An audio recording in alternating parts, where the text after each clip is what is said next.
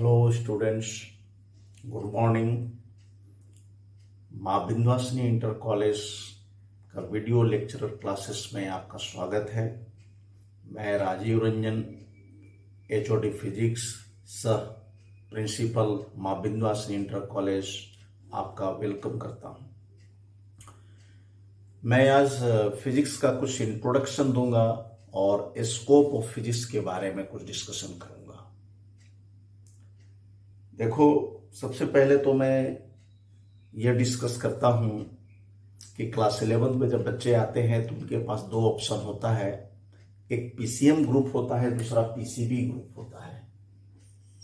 PCM और दूसरा होता है पीसीबी। पीसीएम मतलब फिजिक्स केमिस्ट्री मैथमेटिक्स और पीसीबी मतलब फिजिक्स केमिस्ट्री बायोलॉजी। एक चीज तुम इसमें देखा कि पीसी दोनों में कॉमन है। कहने का मतलब है कि फिजिक्स और केमिस्ट्री दोनों में हमारा कॉमन है। अब यही पीसी में जो कॉमन है फिजिक्स, हम उसी फिजिक्स पर डिस्कस करने जा रहे हैं। सबसे पहले तो ये फिजिक्स है क्या, क्यों पढ़ते हैं फिजिक्स, क्या जरूरत पड़ गया।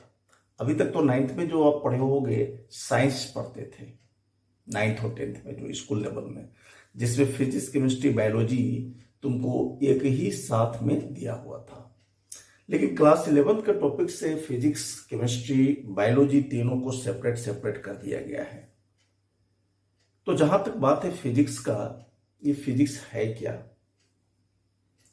देखो, फिजिक्स को डिफाइन करना बहुत डेप्थ में जाना होता है। फिजिक्स जनरली एक ऐसा साइंस है जो तुम्हारे दैनिक जीवन में जो तुम घटनाओं को देख रहे हो उसी को तो बतलाता है। मतलब फिजिक्स के बिना कोई भी फील्ड हमारा अनटचेबल है, मतलब छूता है। सभी फील्ड में हमको कहीं ना कहीं डायरेक्ट या इनडायरेक्ट उस पर फिजिक्स मिला हुआ है। तो भाई फिजिक्स है क्या वास्तव में। विज्ञान जो तुम पढ़े हो, साइंस में पढ़े थे कि एक नॉलेज विशेष नॉलेज को बतलाता है, तो उसमें फिजिक्स क्या है। तो फिजिक्स के बारे में डिफिनेशन कहा जाता है, ऐसा बताया जाता है, ऐसा फिलोसफर लोग, फिजिसिस्ट लोग जो शुरू में थे, बहुत पहले से जो दिए हैं, क्लासिफाई किए हैं, डिफाइन किए हैं, कि वैसा साइंस का ब्रांच, विज्ञान का वह ब्रांच जो स्टडी ऑफ नेचर करता है, जो लॉज ऑफ नेचर को एक्सप्लेन करता है, जो नेचुरल फिनोमेना, जो प्रकृति घटनाओं हैं उनका मेजरमेंट करता है, वही तो फिजिक्स है। इसलिए फिजिक्स के लिए हम लोग कहते हैं, फिजिक्स क्या है, तो branch of science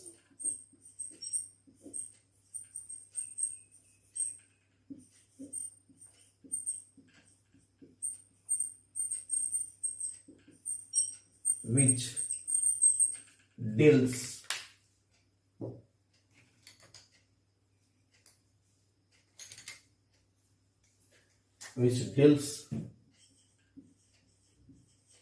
about the study of nature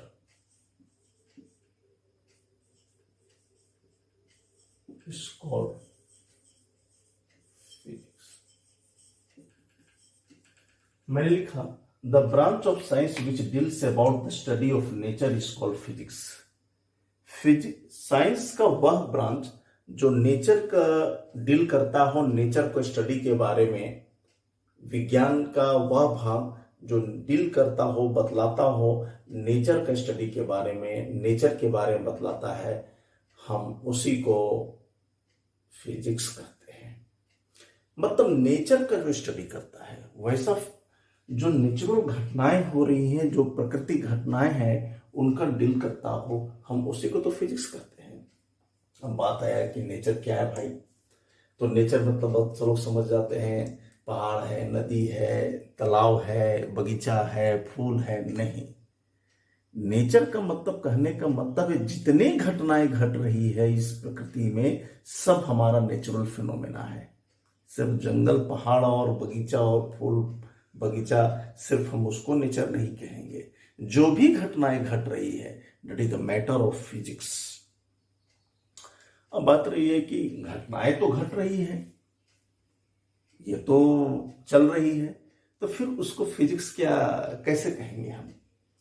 देखो, जो घटनाएं प्रकृति में घट रही हैं, अब बात आता है कि उस घटनाओं को अगर हम गणना करते हैं, काउंट करते हैं, मेजरमेंट करते हैं, तब हम उसको फिजिक्स के अंदर में लाते हैं। अब जैसे कि बहुत सारे प्रैक्टिकल एग्जांपल है, इसलिए फिजिक्स को कहा जाता है कि ये प्रैक्टिकल साइंस भी है। थ्योरेटिकल और प्रैक्टिकल दोनों आ जाता है। अब तुम कह रहे हो कि पृथ्वी किसका चक्कर लगाता? भाई सूर्य का चक्कर लगाता है, लगाया, नेचुरल फिनोमेना है कि सन, ये अर्थ रिवॉल्व्स अराउंड द सन, चक्कर लगा रहा है। प्लेनेट्स है, प्लेनेट सूर्य के चारों चक्कर लगा रहा है। अब चक्कर लगा रहा है, अब कितना स्पीड से चक्कर लगा रहा है, कितना समय में वो टाइम पीरियड में वो चक्कर लगा रहा है।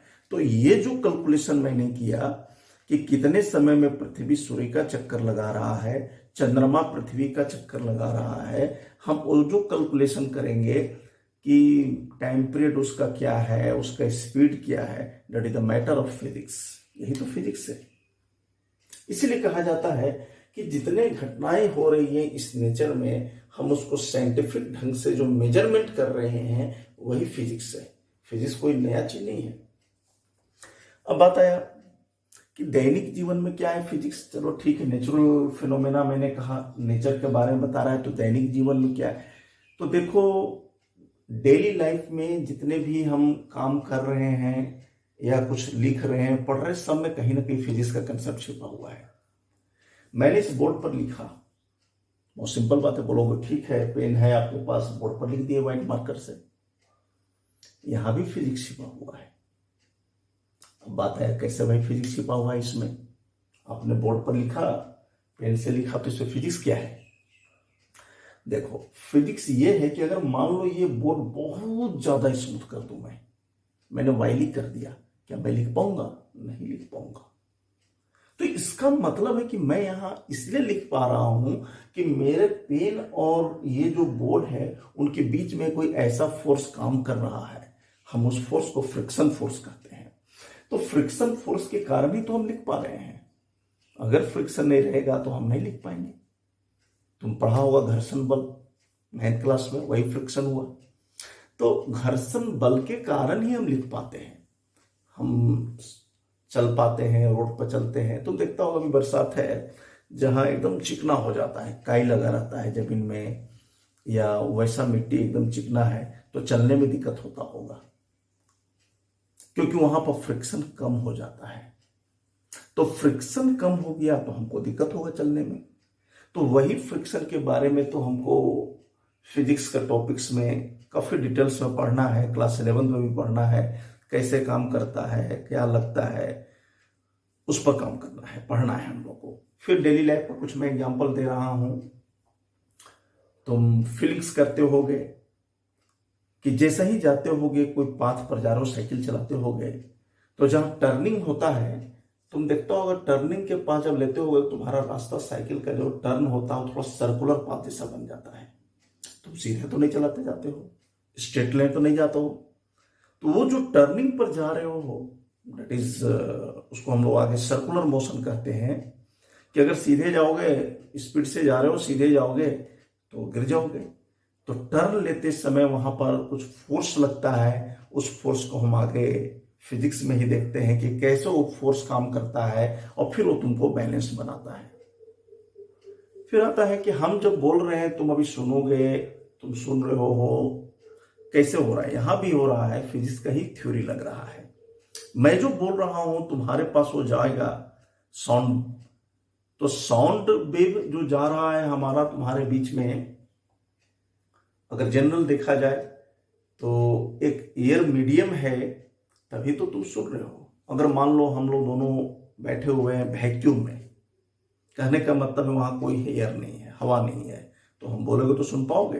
नहीं सुन पाओगे। तो इसका मतलब है कि साउंड वेव मीडियम चाहिए, साउंड के लिए, ध्वनि के लिए माध्यम आवश्यक है। बिना मीडियम का साउंड ट्रेवल नहीं करता है।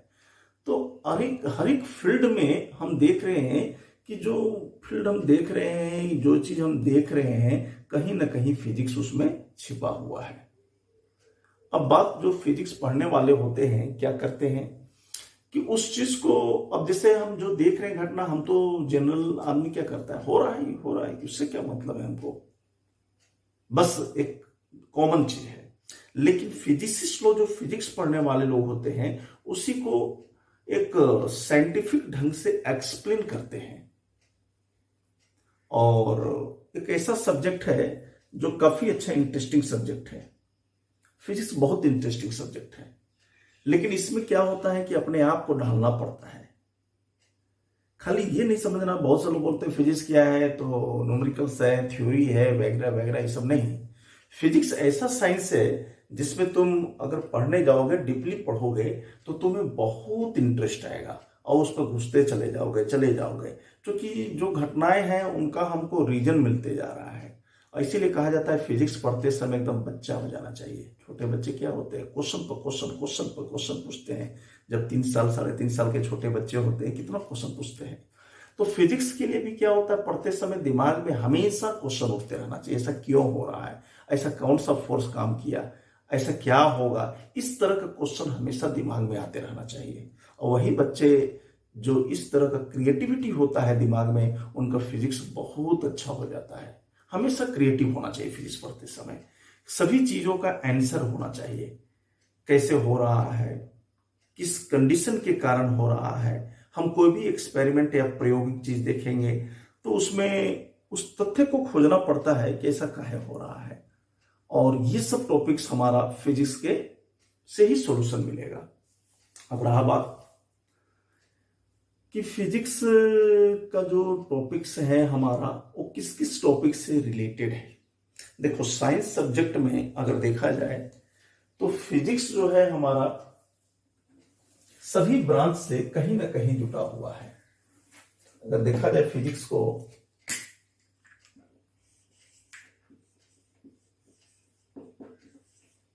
कई एक ब्रांच है, लेकिन जो खास करके तुम जान लो कुछ बेसिक इसमें कि किससे किससे जुड़ा हुआ है। तो सबसे पहले इसका संबंध है मैथमेटिक्स से।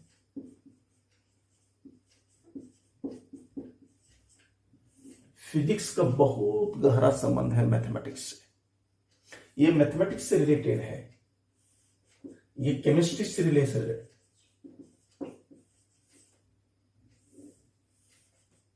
ये बायोलॉजी,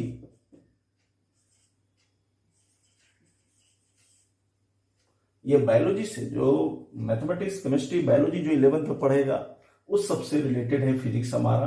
कहीं ना कहीं फिजिक्स का कंसेप्ट इसमें हमको मिलेगा, सब जगह हमको फिजिक्स, क्योंकि बिना फिजिक्स का जो टॉपिक्स है, हम जो मैथमेटिक्स है, मैथमेटिक्स के बिना हम फिजिक्स के बारे में सोच भी नहीं सकते हैं। तो ये सब जो टॉपिक्स है, इनमें कहीं ना कहीं स्कोप है, फिजिक्स का बहुत ज्यादा स्कोप छिपा हुआ है। अब बोलोगे तो केमिस्ट्री में क्या है, तो केमिस्ट्री में जब तुम पढ़ोगे, जैसे एटॉमिक स्ट्रक्चर या स्ट्रक्चर ऑफ एटम पढ़ोगे, तो उसके द्वारा भी फिजिक्स को हम लोग एक्सप्लेन करते हैं, जो क्लास 12 का टॉपिक हो जाएगा। बायोलॉजी है, बायोलॉजी है, इसमें भी फिजिक्स है। बोलोगे बायोलॉजी में भाई फिजिक्स क्या है, तो बायोलॉजी में जो हम काम करते हैं इंस्ट्रूमेंट से, उसका नाम है कंपाउंड माइक्रोस्कोप। अब वो कंपाउंड माइक्रोस्कोप बिना फिजिक्स का तो नहीं हो सकता है, वहां भी फिजिक्स छिपा हुआ है। उसके अलावा डिफरेंट डिफरेंट फील्ड है जहां फिजिक्स आता है। इसके अलावा जियोलॉजी, जियोलॉजी भूगर्भ विज्ञान कहलाता है, उसमें भी फिजिक्स छिपा हुआ है। बिना फिजिक्स का जियोलॉजी के बारे में हम कुछ भी नहीं सोच सकते हैं। पूरा अर्थ के बारे में, कैसे बन रहा है, ये सब के बारे में डिस्कस करना होता है, उसको हम जियोलॉजी कहते हैं। मेट्रोलॉजी, इसको मौसम विज्ञान कहा जाता है। जियोलॉजी भूगर्भ विज्ञान, मेट्रोलॉजी मौसम विज्ञान। उसके अलावा बहुत सा टॉपिक्स है, जैसे एस्ट्रोफिजिक्स है, इसको खगोल विज्ञान कहते हैं। जो अंतरिक्षीय घटनाओं के बारे में पढ़ते हैं हम लोग, अंतरिक्ष के बारे में स्टडी करते हैं, इसको एस्ट्रोफिजिक्स कहा जाता है। मेट्रोलॉजी हो गया तुम्हारा मौसम विज्ञान, जियोलॉजी हो गया भूगर्भ विज्ञान। इस तरह करके करके बहुत सा फील्ड है जहां पर भी हम लोग फिजिक्स के बारे में जानकारी लेते हैं। सबसे अब फिजिक्स का जो टॉपिक्स है हम लोग लेते हैं क्लास 11th बेसिस पर, क्योंकि ऐसे तो बहुत सा ब्रांच है लेकिन मेनली हमको 11th बेसिस पर देखना है कि फिजिक्स में क्या क्या स्कोप है, क्या क्या सिलेबस में पढ़ना है हमको। उस पर भी हम नेक्स्ट डिस्कस करेंगे कि जो टॉपिक्स क्लास 11th का है वो कौन कौन टॉपिक है जिस पर कि हम पढ़ाई करेंगे। तो थोड़ा अब स्कोप के बारे में हम लोग देख लेते हैं। ये तो ब्रांच हो गया, डिफरेंट डिफरेंट टॉपिक्स जो हुआ इसमें फिजिक्स पढ़ना है। लेकिन फिजिक्स का क्लास 11th में कौन कौन सा ब्रांच है, तो भाई देखो 11th फिजिक्स में तुमको 3 एक तरह से कह सकते हो कि बड़ा बड़ा यूनिट है, उसके बारे में हमको पढ़ना है। तो क्लास 11th में हमको जो फिजिक्स का है हम सिलेबस पर भी डिस्कस करेंगे, लेकिन अभी जान लो थोड़ा इंट्रोडक्शन हम कर देते हैं। Mechanics,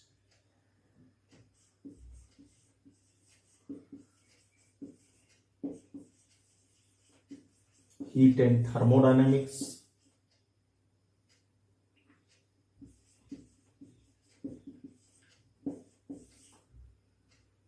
and waves.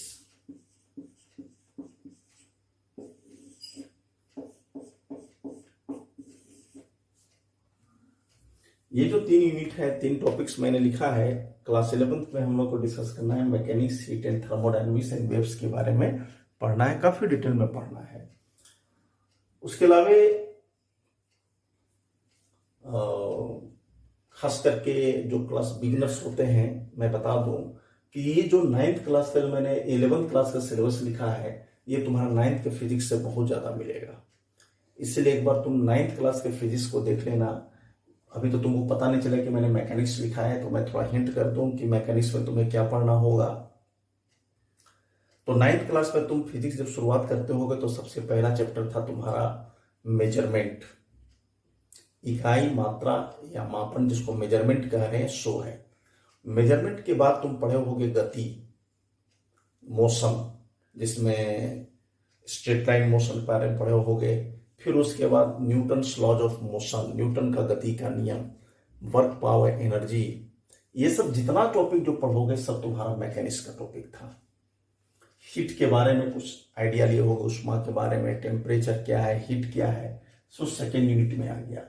और थर्ड जो यूनिट बोला मैंने वो वेव्स, तरंग, वो भी तुम पढ़े हो। इसलिए कहा जाता है कि 11th क्लास का जो फिजिक्स है वो 9th क्लास पर टोटली बेस्ड है। हाँ, टॉपिक जो कंटेंट होगा 9th और 11th में कोई तुलना ही नहीं है। 9th क्लास में बस तुम क्या पढ़े थे, बस डिफिनेशन पढ़ लिए, उसके बारे में कुछ फॉर्मूला पढ़ लिए बस। लेकिन 11th क्लास का जो फिजिक्स है काफी डेप्थ में दिया हुआ है और काफी विस्तार पूर्वक हम लोग पढ़ेंगे भी उसको, एग्जामिनेशन पॉइंट ऑफ व्यू से और आगे के लिए भी। बात आया कि फिजिक्स पढ़ने से क्या फायदा है। तो एक तो सबसे पहले तो एकेडमिक एग्जाम है, जब +2 एग्जाम है उसके लिए है ही हमारा। जो भी पीसीएम ग्रुप के हो, मैंने साइंस लिए हो, तो उनको तो फिजिक्स पढ़ना ही है। लेकिन साथ ही साथ चूंकि जो बच्चे साइंस लेते हैं तो उनका उद्देश्य केवल ये नहीं होता है कि बस डिग्री ले लिए, +2 का डिग्री ले लिए, काम हो गया। नहीं, मेरा कहना है कि जब साइंस लिए हो तो ऐसा कुछ करें कि 12 एग्जाम हम दें और कहीं ना कहीं हमारा कोई चीज में हो जाए। सिर्फ डिग्री के लिए नहीं होनी चाहिए पढ़ाई।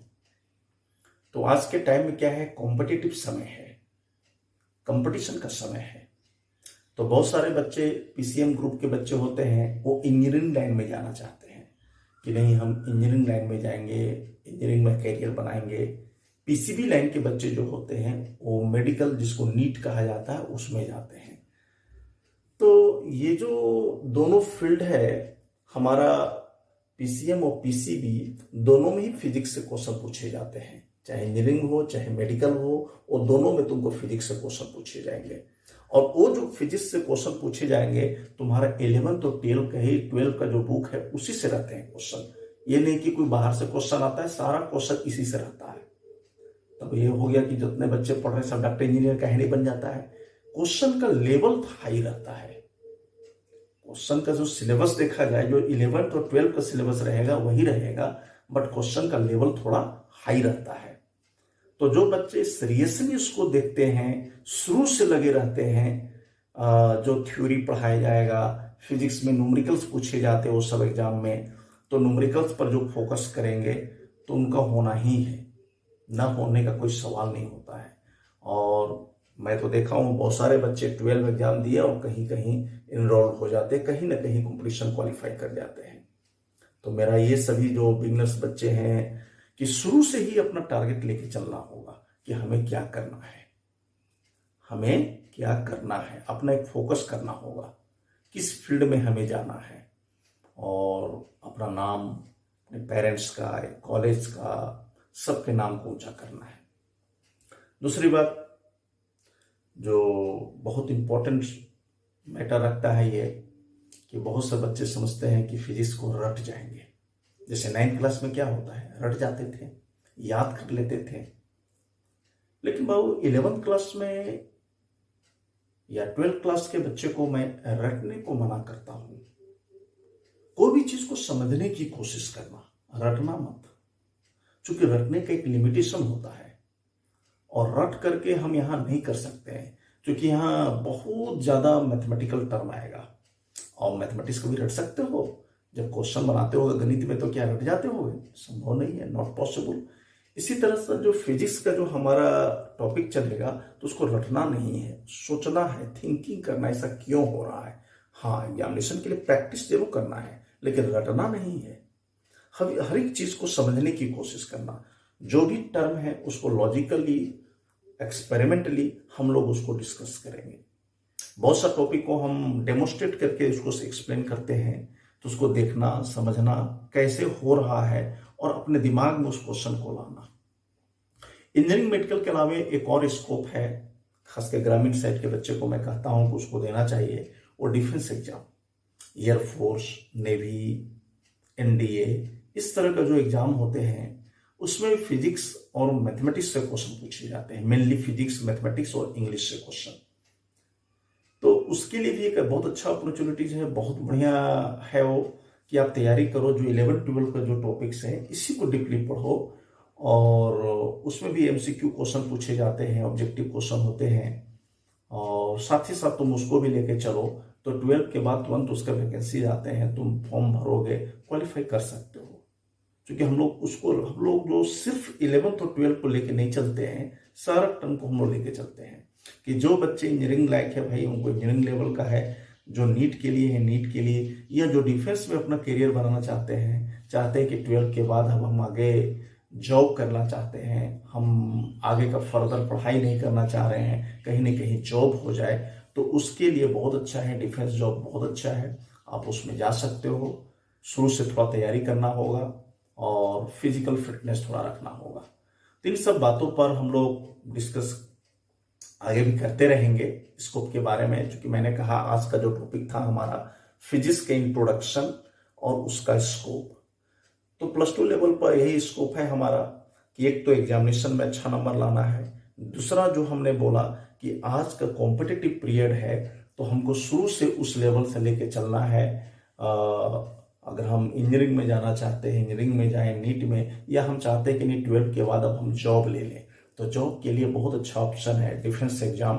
हम डिफेंस एग्जाम में भी जा सकते हैं, खास करके एयरफोर्स, नेवी, और इंग्लिश अगर अच्छा है तो एनडीए, इस तरह का जॉब में हम लोग जा सकते हैं।